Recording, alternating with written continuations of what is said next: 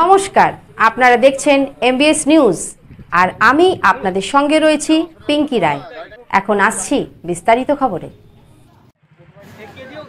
কালশি মোড় সংলগ্ন এলাকায় আবারও দুর্ঘটনার কবলে 5 টোটো যাত্রী। ঘটনাস্থলে পুলিশ। শনিবার দুপুর 3টে নাগাদ জানা যায় ঘটনাটি ঘটে মেমারি থানার কালশি মোড় সংলগ্ন এলাকায়।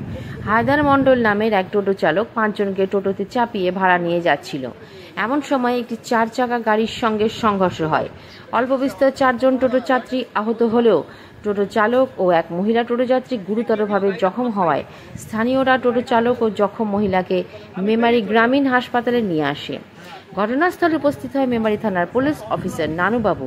স্থানীয়দের সহযোগিতায় জখম টোটো চালক ও ওই মহিলাকে মেমারি গ্রামীণ হাসপাতালে আনা হলে পরিস্থিতির অবনতি বুঝে চিকিৎসক তড়িঘড়ি তাদের বর্ধমান মেডিকেল কলেজ হাসপাতালে রেফার করেন। স্থানীয় সূত্রে জানা যায় জখমে মহিলার নাম সরস্বতী মুর্মু, বাড়ি দেবীপুরের মোবারকপুর সংলগ্ন আবারপুর এলাকায়, এবং টোটো চালকের নাম হায়দার মণ্ডল, বাড়ি মেমারির খাঁড়ো সংলগ্ন এলাকায়। এমন ঘটনাকে কেন্দ্র করে ব্যাপক চাঞ্চল্য এলাকা জুড়ে। নিজস্ব সংবাদদাতা এমবিএস নিউজ। ঘটেছে এখানে ঘটেছে একটা টোটো আসছিল প্যাসেঞ্জার নিয়ে। কোন দিক থেকে আসছিল? মেমারি দিক থেকে আসছিল। আচ্ছা, এই দিকে যাচ্ছিল। আচ্ছা, ঠিক আছে। যে টোটোওয়ালাটা ধরে যাচ্ছিল, যে ছোটা দিকে আসছিল, যে আর ছোটটা কোন দিকে যাচ্ছিল? মেমারি দিকে যাচ্ছিল। ওটাও মেমারি থেকে দেবীপুরের দিকে যাচ্ছিল। দিয়ে যাওয়ার সময় এখানে কি ঘটনা অ্যাক্সিডেন্টটা হয়েছে এখানে।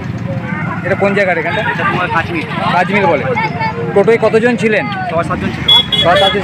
সবাই কি আহত? সবাই হয়তো। তাদের ঘরে কোথায় নিয়ে যাওয়া হলো? মেমারি হসপিটাল নিয়ে গেছে। কারা নিয়ে গেল? ওই পাবলিক নিয়ে গেছে। আর টোটো চালক কেমন আছে? তারও অবস্থা খুব খারাপ। তাকেও নিয়ে গেছে। টোটো চালকের বাড়ি কোথায় জানা গেছে? আর যারা আহত হয়েছে তাদের বাড়ি কি? একজনকার মেমারি বাড়ি, একজনকার মোগলমপুর বাড়ি, একজনকার কাজ ছিল। মানে এই এলাকারই বিভিন্ন আপদপাড়া, এই এলাকার মধ্যে কি বলছে?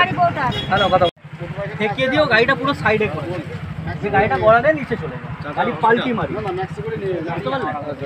ছোট একটা শুরু করেছে, হ্যাঁ, তখন এ ভাবছে যে শুরু করেছে, তাহলে আমি বেরিয়ে চলে যাবো।